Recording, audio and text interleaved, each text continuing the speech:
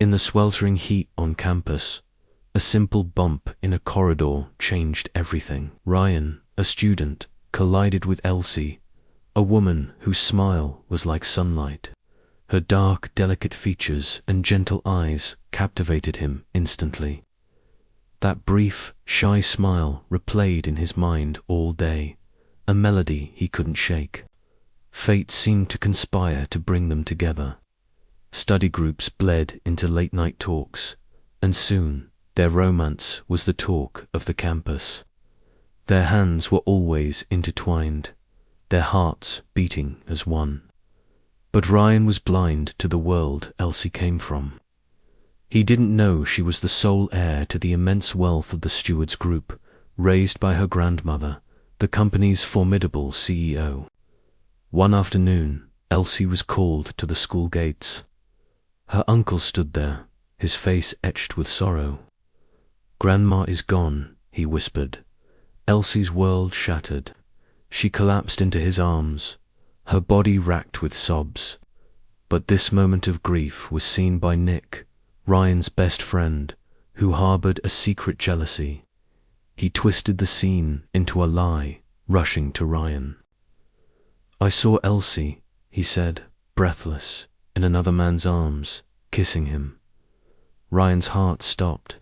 He ran to the gates and saw exactly what Nick described. Elsie in an embrace.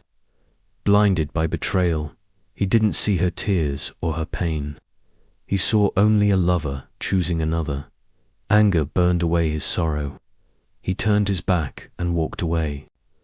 Elsie's calls and texts went unanswered. He walked past her like a stranger. Their love story ended in silence. They graduated, two broken hearts drifting apart. Months later, the news broke. Elsie had taken over her family's empire following her grandmother's death. The truth hit Ryan like a tidal wave. The other man was her uncle. The embrace was one of comfort, not passion. He had abandoned her in her darkest hour. Believing he had lost her forever, Ryan threw himself into his work, building an empire of his own. Years passed. One morning, Elsie's board announced a meeting with a mysterious new major investor. As she stepped into an elevator, a hand stopped the closing doors. It was Ryan, older, sharper, but with the same warm eyes she remembered. The doors slid shut, locking them together.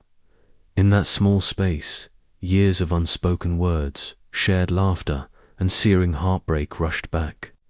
He stepped closer, his voice trembling. "I lost you once," he whispered, pulling her into his arms.